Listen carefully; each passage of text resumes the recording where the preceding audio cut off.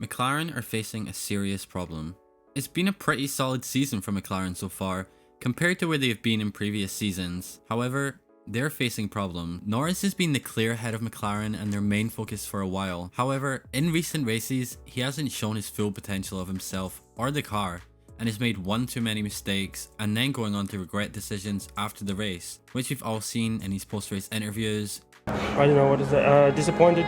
Nothing more than that, honestly. He's clearly visibly upset with himself and knows the mistakes that he's made. Yet, not all are his fault. The team's strategies and indecisiveness hasn't been much better and have become a problem.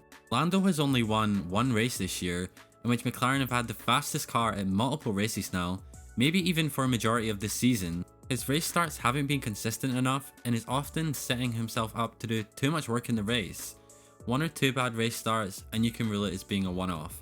But multiple bad race starts, it isn't just one-off, it's a problem. What the problem is, I'm not really too sure, but it is something he has to improve and improve fast to fight at the very front. How many times have we seen Max Verstappen or Lewis Hamilton start at the front and then go on to control the remainder of the race? It is so important and a big part of being the best. Start how you intend to finish. McLaren and Norris have, I think, been setting themselves up in a way by putting themselves into a non-existent title fight. Now, I'm not talking about constructors, I'm talking about the Drivers' Championship. Maybe that's harsh, but maybe it's the truth. Lando has had a faster car than Verstappen in multiple races now, and he is still struggling to finish ahead of him. I think maybe the pressure of putting Norris into this title fight is too much, and he's getting into his head a bit. However, if they just focused race to race and not worry about anything else, I think it would work better.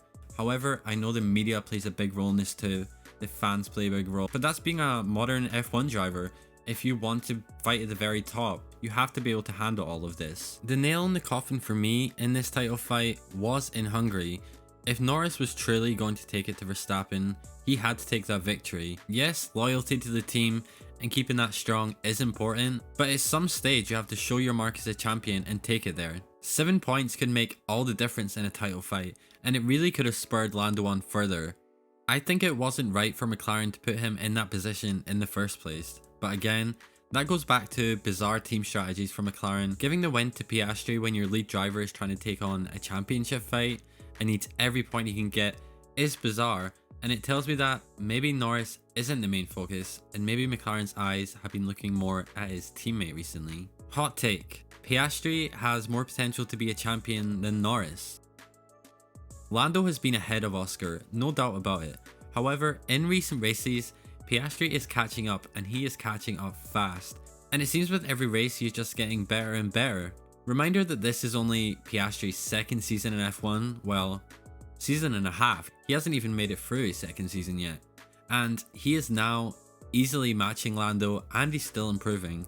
Hungary was a really good performance from him, and it showed how much that he has improved his racecraft massively compared to last year where he struggled to manage his tyres, and he has come a long way and he's still nowhere near where he could be, which is impressive. And then Spa was another incredible performance from him, and he really looked like the real deal, while Lando struggled. I just can't help but think this might continue after the summer break if Lando can't get his head together. And talking of that, Lando gets emotional and wears his heart on his sleeve. We've all seen it after the race where he shows his emotions, he can't really keep it together, or even during races, and I haven't really seen that from Piastri. He seems to be able to stay a lot more level-headed and is able to stay cool and composed, which is a rare quality for someone of his age and experience, and it's going to serve him well against Norris and in general. To be a champion, these are traits that you want, to be able to keep your head in intense moments.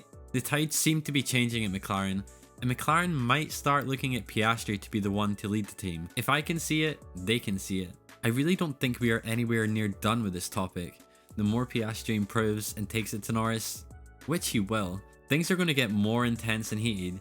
If McLaren go into 2025 with the fastest car, it's going to be really interesting to see a title fight between these two, and I very much will be seated to see who will come out on top.